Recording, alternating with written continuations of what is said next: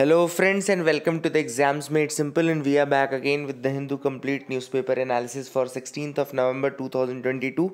16 नवंबर 2022 का the Hindu newspaper analysis देखेंगे।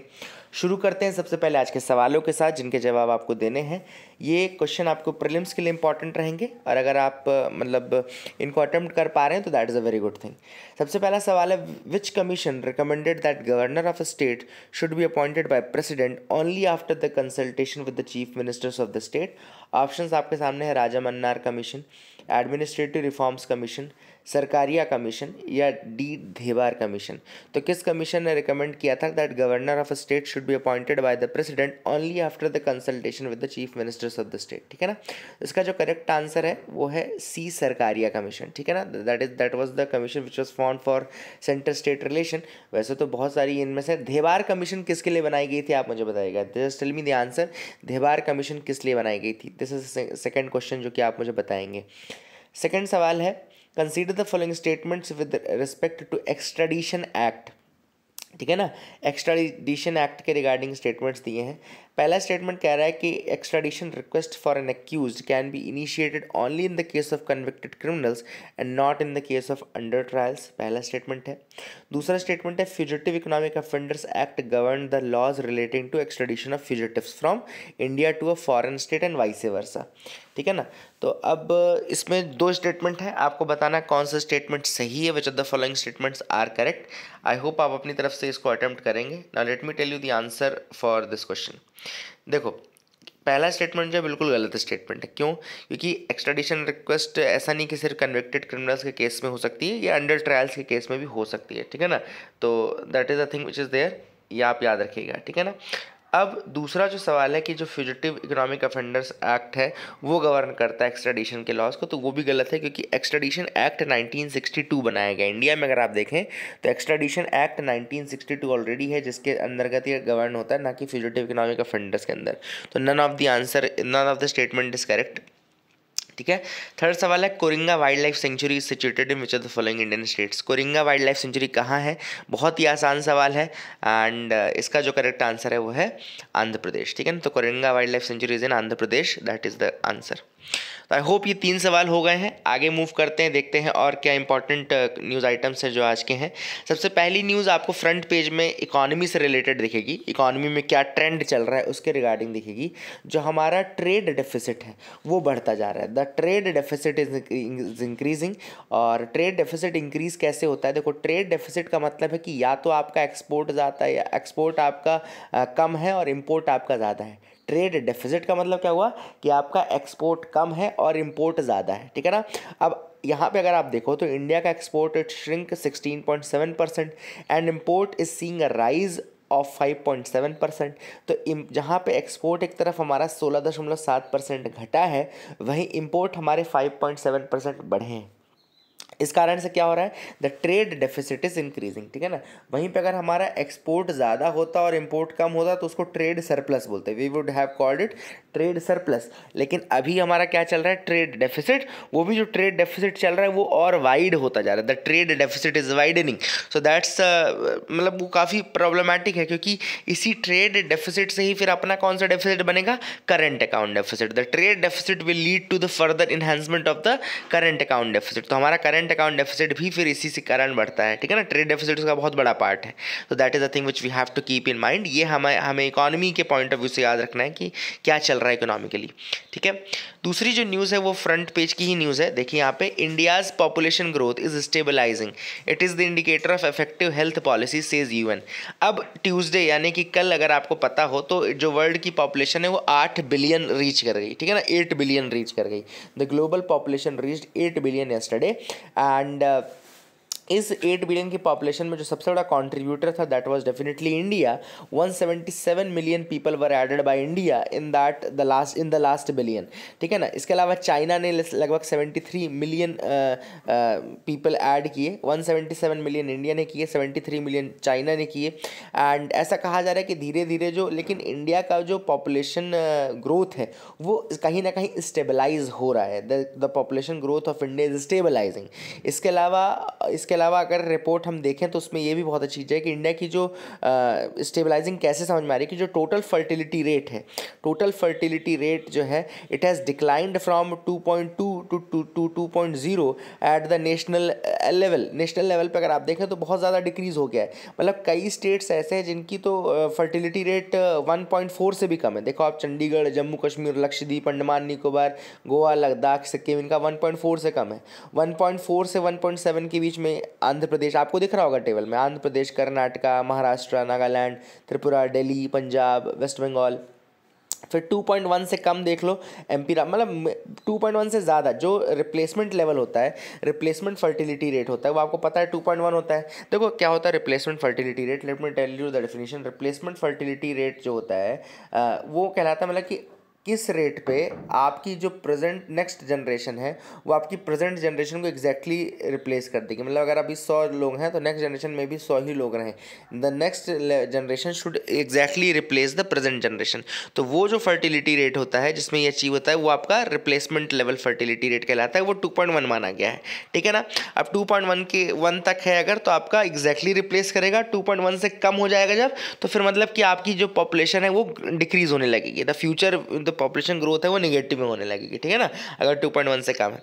Total fertility rate जो होता है वो क्या होता है? टोटल फर्टिलिटी रेट मतलब कि जब रिप्रोडक्टिव एज है वुमेन की, मतलब कि रिप्रोडक्टिव एज वुमेन की कब तक है, मान लो 49 ईयर्स तक उसकी रिप्रोडक्टिव एज मानी जा रही है। तो उसकी जो 49 ईयर तक की रिप्रोडक्टिव एज है उसमें वो टोटल कितने एवरेज नंबर ऑफ चिल्ड्रन पर वुमेन बॉर्न होंगे वो उसका टोटल फर्टिलिटी रेट कहलाता है, ठीक है ना। Average number, total number of average children that will be born in the total reproductive age of that woman, वो उसकी क्या कहलाती है? Total fertility rate. अब ये बॉडी जो है इसका नाम क्या है? United Nations population fund. तो यूनाइटेड नेशन पॉपुलेशन फंड जो है एक ट्रस्ट फंड के रूप में स्टार्ट हुआ था और इसको इनिशिएट किया गया था 1967 में। 1967 में बना था और it is the United Nations sexual and reproductive health agency. क्या है ये? यूनाइटेड नेशंस की sexual and reproductive health agency है and it became operational in year 1969। Operational ये 1969 में हुई। It works as a subsidiary organization under the umbrella of UNGA. UNGA के अंतर्गत ये अम्ब्रेला ऑर्गेनाइजेशन के रूप में काम करती है and the term UNFPA stands for United Nations population fund for population activities. United Nations fund for population activities बोलते हैं वैसे इसको, लेकिन 1987 में इसको यूनाइटेड नेशन पॉपुलेशन फंड ही बोला गया, लेकिन यूएनएफपीए आज भी इसको यूज़ किया जाता है। तो याद रखिएगा नाम इसका 1987 में यूनाइटेड नेशंस पॉपुलेशन फंड कर दिया गया, लेकिन इसका जो एब्रीविएशन है वो आज भी यूएनएफपीए ही यूज़ किया जाता है, ठीक है। और जो फंड है यूएनएफपीए का वो कम्प्लीटली वॉलंटरी कंट्रीब्यूशन से आता है। डोनर गवर्नमेंट्स हैं, फाउंडेशंस हैं, इंडिविजुअल्स हैं, इंटर गवर्नमेंटल ऑर्गेनाइजेशंस हैं, लेकिन ये टोटली वॉलंटियर बेसिस पे आता है। कोई यूनाइटेड नेशंस का रेगुलर बजट नहीं है जो इसके रिगार्डिंग हो। तो that is a thing which is important.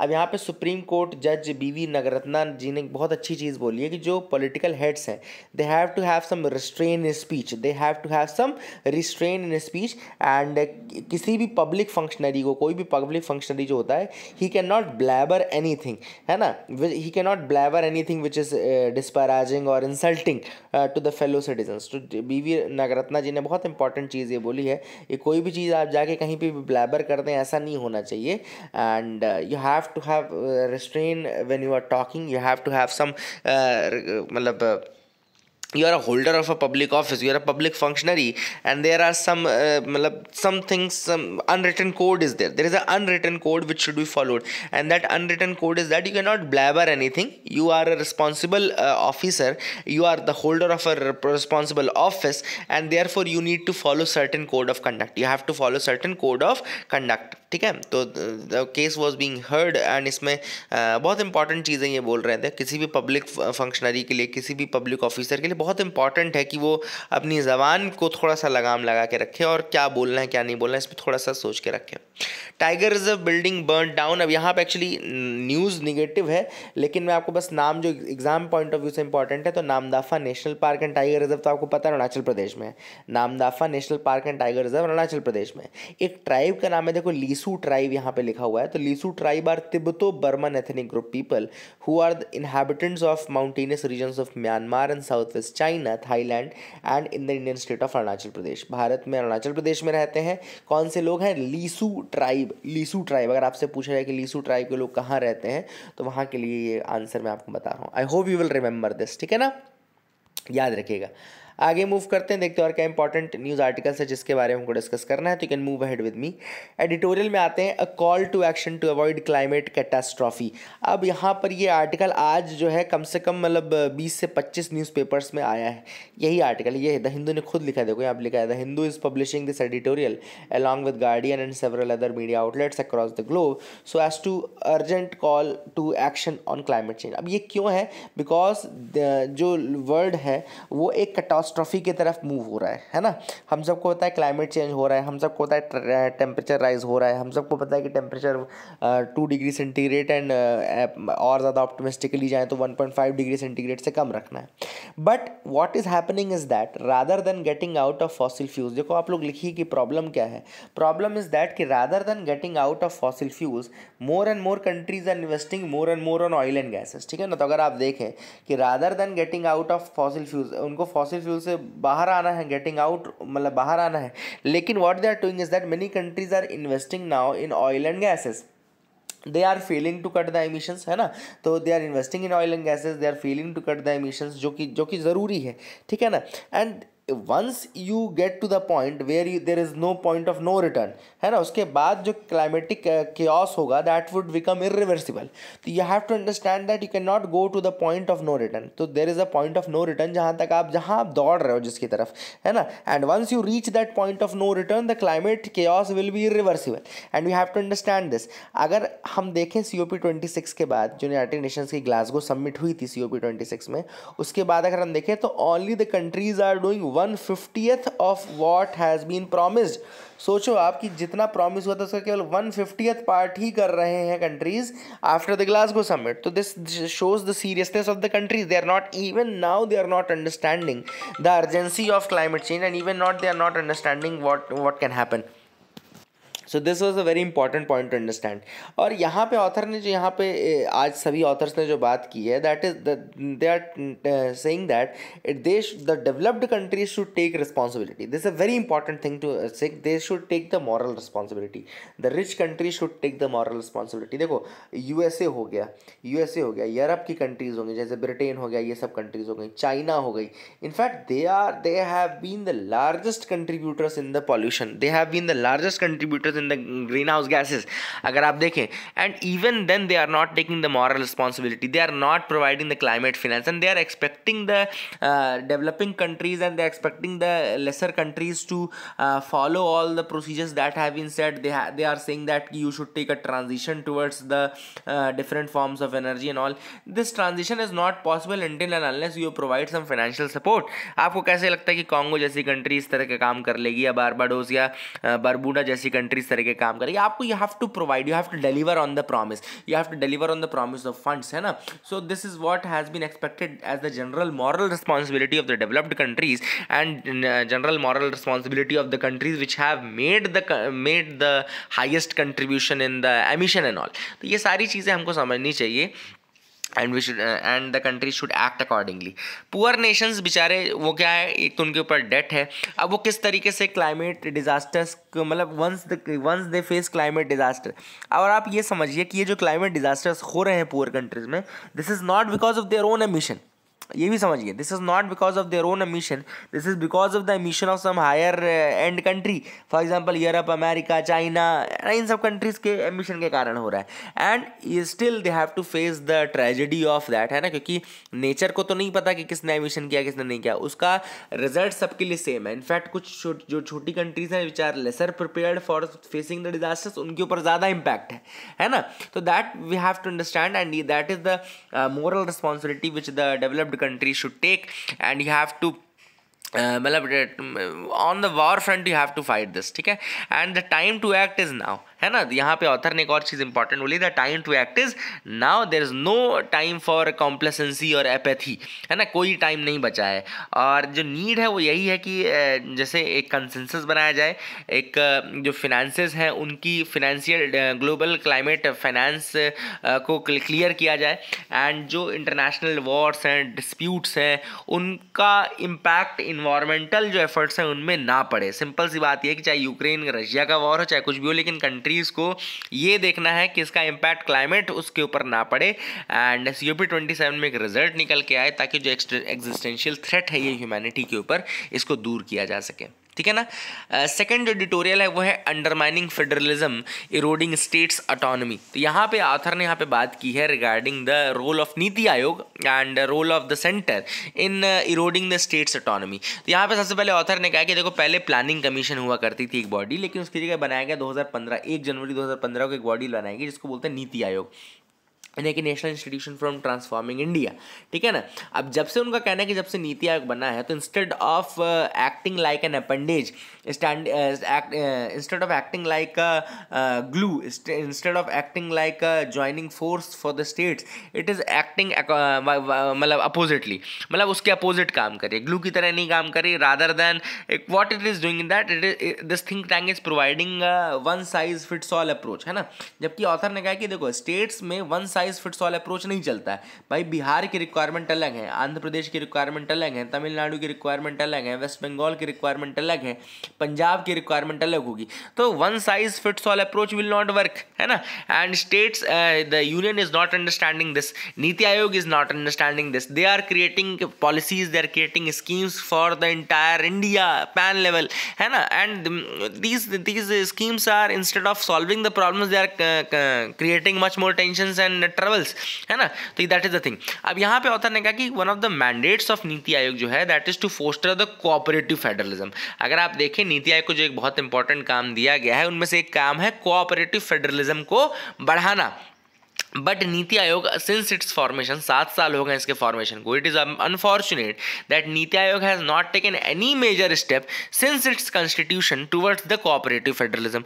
मतलब कोऑपरेटिव फेडरलिज्म की तरफ कोई काम नहीं किया, contrary to its public statements rather than, मतलब प्रमोटिंग कोऑपरेटिव फेडरलिज्म, उसके कंट्रैरी इसने बिल्कुल अपोजिट करना शुरू कर दिया, है ना।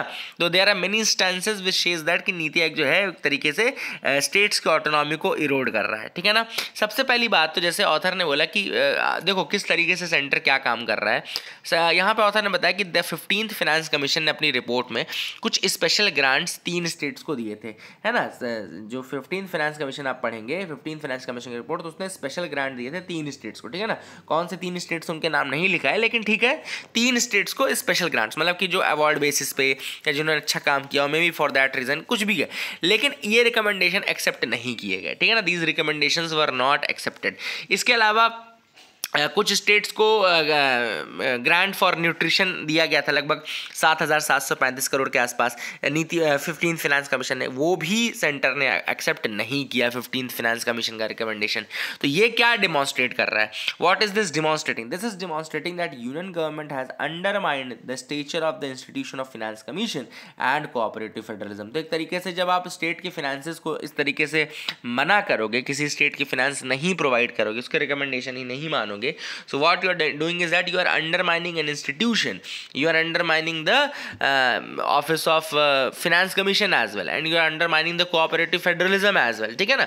इसके अलावा आपको ये तो पता ही है कि सेंटर ने GST का बिल पास किया। अब GST के कारण बहुत सारे जो टैक्सेस वो लेते थे, स्टेट्स कलेक्ट करते थे, वो पावर भी आपने उनसे छीन ली।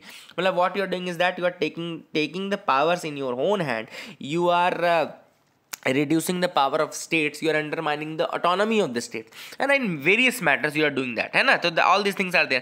इसके अलावा ऑथर ने और चीज़ें बताई हैं, जैसे कि अगर आप देखें इफ़ यू सी जो बिल्स हैं, फॉर एग्जांपल फार्म लॉज पास किएगा। अब इतने इंपॉर्टेंट फार्म लॉज हैं, बाद में आपको वापस भी लेने पड़े, but no state was discussed beforehand regarding these farm laws. तो फार्म लॉज आपने पास कर दिए, आपने उसको वापस भी कर लिया, आपने ये सब, लेकिन जब आपको पता है कि ये ट्रेड एंड कॉमर्स और ये सारी चीज़ें हैं, ये कॉन्करेंट लिस्ट का पार्ट है, आप दोनों स्टेट्स के साथ, आप स्टेट्स को बुलाते, उनके साथ बैठते, स्टेक होल्डर्स को बुलाते, डिस्कशन करते, all this things should have happened, है ना।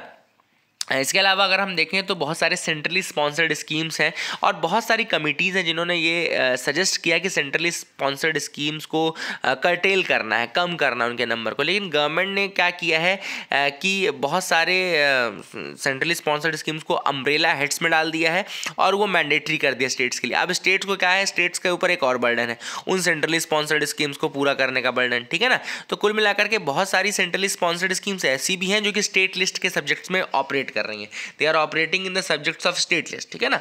तो जब स्टेट लिस्ट में मतलब कि स्टेट का वो होना चाहिए, मैंडेट होना चाहिए। बट बहुत सारी जो स्कीम्स हैं सेंट्रली स्पॉन्सर्ड स्कीम वो स्टेट लिस्ट में काम कर रही हैं and that is the reason why कि उनकी स्टेट की ऑटोनॉमी एक तरीके से जा रही है। तो all this things have happened which have been mentioned in this article. I hope you got clarity regarding that. आपको समझ में आ गया होगा। आगे मूव करते हैं, देखते हैं और क्या इंपॉर्टेंट है। Is climate change affecting the global health? Obviously इसका आंसर यही होगा कि climate change is affecting the global health, चाहे वो ड्रॉट हो, चाहे वो फमाइन हो, चाहे वो एयर पोल्यूशन हो, चाहे वो टेम्परेचर राइज हो, ये सारी चीज़ें। तो लैंसेट की अभी एक रिपोर्ट है जिसका नाम है countdown on health and climate change, health at the mercy of fossil fuel. तो इसमें बताया गया है कि किस तरीके से वर्ल्ड का जो रिलायंस है फॉसिल फ्यूल के ऊपर, ये इंक्रीज़ करता है the risk of diseases, it increases the risk of food insecurity and illnesses related to heat. क्या क्या, 3 चीज़ें लिख लो। इट मतलब कौन सी रिपोर्ट है? लैंसेट की रिपोर्ट है, health and countdown on health and climate change, health at the mercy of fossil fuels. इसने क्या पॉइंट आउट किया है? इसने पॉइंट आउट किया है reliance on fossil fuels increases the risk of diseases, it increases the food insecurity and other illnesses related to heat, ठीक है ना, illnesses related to heat। तो ये आपको समझना है, that is the thing which is important। I hope you got clarity regarding that, ठीक है।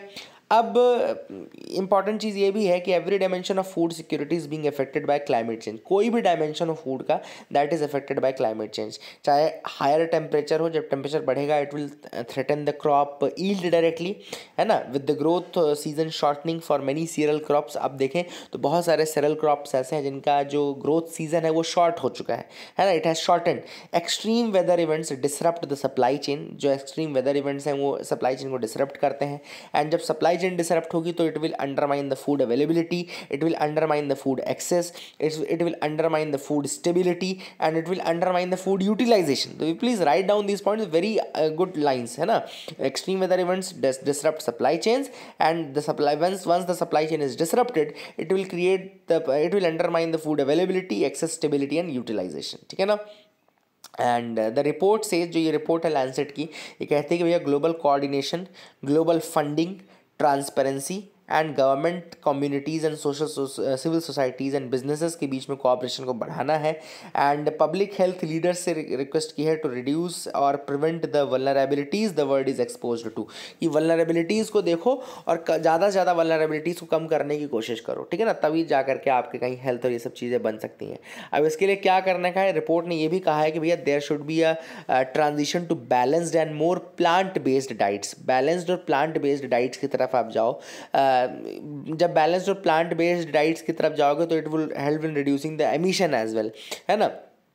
And it will prevent the diet related deaths जो होती हैं, ठीक है ना, substantially reducing the zoonotic diseases. जब आप ज़्यादा से ज़्यादा प्लांट बेस्ड डाइट्स पे जाओगे तो it will reduce the risk of zoonotic diseases as well, क्योंकि फिर एनिमल रिलेटेड डिसीजेज नहीं होंगी। And report indicates that this sort of health focus shift would reduce the burden of communicable and non communicable diseases as well. तो इससे फिर communicable non communicable diseases भी कम होंगी। All these things are there in this article. I hope you got clarity regarding this. What does the World Bank report says about Indian cities? तो World Bank की एक report है जिसका नाम है financing India's urban infrastructure needs, constraints to commercial financing and prospects for policy action. क्या नाम है? Financing India's urban infrastructure needs, constraints to commercial financing and prospects for policy action. इसने कहा है कि there is the urgent requirement to leverage greater private and commercial investments to meet the emerging financial gaps. इसने कहा है कि क्या ज़रूरत है, एक तो ज़्यादा से ज़्यादा प्राइवेट और ज़्यादा से ज़्यादा कमर्शियल इन्वेस्टमेंट करने की ज़रूरत है ताकि जो फाइनेंशियल गैप्स हैं उनको भरा जा सके, ठीक है ना। प्राइवेट एंड कमर्शियल इन्वेस्टमेंट की बात की जा रही है ताकि जो फाइनेंशियल गैप्स हैं उनको भरा जा सके, ठीक है ना। अब यहाँ पे कैसे फंड आ सकता है, तो सबसे पहले अगर आपको फाइनेंस करना है तो that can be done either through debt, या तो आप किसी से उधार लें, या आप प्राइवेट सेक्टर को इन्वॉल्व करें, या फिर आप पब्लिक प्राइवेट पार्टनरशिप में इन्वेस्टमेंट करें, ठीक है ना। तो that can be done through either debt, that can be done through either your private lending, और then that can be done through either public private, आप कोऑपरेशन के साथ कर सकते हैं। Act of gas listing, now this is a very important phenomena that has been gas lighting, sorry, the phenomena of gas lighting. अब यहाँ पे what is the phenomena of gas lighting and किस तरीके से एक्ट करता है। देखो यहाँ पे क्या होता है, बेसिकली ये जो gas lighting is a phenomena wherein techniques of manipulation are used to control people in politics and interpersonal relationship। जब आप रिलेशनशिप में होते हो या पॉलिटिक्स में होते हो, है ना, तो आप किस तरीके से लोगों को मैनिपुलेट करते हो, मतलब कह के चीज़ें उनके दिमाग में ऐसे भरने लगते हो कि वो परसुएड हो जाते हैं या मैनिपुलेट हो जाते हैं। That is the gas lighting phenomena. आपको एग्जांपल मैं दूंगा, gas lighting is a phenomena जहाँ पे टेक्निक्स या मैनिपुलेशन का यूज़ किया जाता है to control people in politics और इंटरपर्सनल रिलेशनशिप, ठीक है ना। यहाँ पे बेसिकली एक गैस लाइटर होता है, गैस लाइटर परपिट्रेटर होता है जो कि एक्चुअली आपके साथ खेल रहा होता है, और एक गैस लाइटी होता है जो कि विक्टिम होता है जिसके ऊपर सारा कुछ एक्सपेरिमेंट किया जाता है, ठीक है ना। और गैस लाइटेड की जब गैस लाइटिंग होगी जब, तो आप एक्सपीरियंस करेंगे confusion, anxiety, loss of trust in your self, ये सारी चीज़ें आप करने लगोगे, ठीक है ना। एंड परपिट्रेटर क्या करता है, विक्टिम को फिर सोसाइटी से बिल्कुल काट देता है एंड क्लोजेस्ट सोशल सर्कल्स उसको अलग कर देता है गैस लाइटी को। And gaslightee start believing that gaslighter is the only person they can trust. Gaslightee को ऐसा लगता है कि गैस लाइटर एकमात्र व्यक्ति जिसके ऊपर भरोसा किया जा सकता है। ये रिलेशनशिप में आजकल बहुत हो रहा है। जैसे एक लड़का है, सपोज का ये लड़का है, ये लड़की है, ठीक है ना। अब पहले तो क्या करेगा, लड़का लड़की को प्यार में फंसाएगा, ठीक है ना। लड़का लड़की, आप देखिएगा आपकी सोसाइटी में आज ऐसे बहुत लोग होंगे, लड़के ने, अब लड़की क्या है, बहुत ट्रस्ट करने लगती है, धीरे धीरे लड़के के ऊपर बहुत ट्रस्ट करने लगती है, एंड धीरे धीरे वो अपनी वल्नरेबिलिटीज़ इस लड़के को बताने लगेगी। अब ये लड़का क्या करेगा, धीरे धीरे इसके ट्रस्ट और वल्नरेबिलिटीज़ को जब जान जाएगा उसके साथ खेलने लगेगा। सपोज करो लड़की ने कहा कि मेरे पापा ऐसे हैं, मेरे पापा मम्मी ने मेरे को ऐसा किया, तो लड़का धीरे धीरे क्या करेगा कि पापा मम्मी के खिलाफ जहर भरना शुरू कर देगा, फिर उसके भाई बहन के खिलाफ जहर भरना शुरू करेगा। अब उसको उसकी फैमिली से आइसोलेट कर दिया। धीरे धीरे लड़की अपने पापा मम्मी की नहीं सुनेगी, भागने तक के लिए तैयार, जैसे कुछ लड़कियाँ हो जाती है ना, भागने के लिए तैयार हैं। तो why is that happening, because of this thing. तो अब वो अपनी फैमिली से अलग होंगी। धीरे धीरे वो उसको, लड़की को किसी से बात करने से मना करेगा, बोलेगा भैया मैं बहुत पॉजिटिव हूँ, मुझे नहीं अच्छा लगता। तो लड़की को कई बार ये चीज़ अच्छी भी लगती है, वो लगती है कि ठीक है मेरा ये है, बहुत पॉजिटिव है, ऐसा है वैसा है, तो उसको और मज़ा आता है, तो उसको सोसाइटी से अलग करने लगेगा। एक बार वो सोसाइटी से अलग कर दिया, उसके बाद वो उसको अंडरमाइन करना शुरू कर देगा। जब उसके पास केवल एकमात्र व्यक्ति वो लड़का बचेगा, तो अब लड़की को अंडरमाइन करेगा कि तुम क्या बोल रही हो, कैसे, तुमको ये नहीं है समझ में आ रहा, पागल हो क्या, ये सारी चीज़ें। तो लड़की अब क्या होगी, धीरे धीरे लड़की will start doubting her self, the girl will start doubting her own capabilities धीरे धीरे, एंड मतलब ये सारी चीज़ें, and that is how the boy will start manipulating the girl and all. तो ये सारी चीज़ें जो है basically this is the gas lighting situation. This happens in relationships and politics as well. It can happen in politics as well, ठीक है ना। तो these are the thing, gas lighty and gas lighter. I hope you got clarity regarding that. Troops in eastern Ladakh gets 3D printed habitat defences.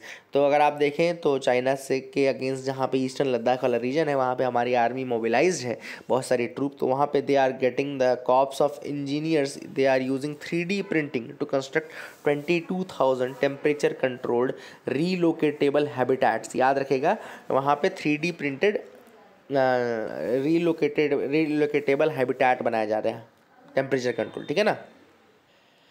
अगली जो news है वो है third edition of no money for terror forum to discuss crowdfunding of terrorism. तो यहाँ पे crowdfunding platforms का use किया जा रहा है टेरर एक्टिविटीज़ के लिए, टेररिस्ट एक्टिविटीज़ के लिए क्राउड फंडिंग का यूज़ किया जा रहा है। पैसे कहाँ से लाए जा रहे हैं, तो इसके लिए इन्हीं चीज़ों को डिस्कस करने के लिए एक सेशन थर्ड कॉन्फ्रेंस रखी गई है, no money for terror conference, ठीक है ना।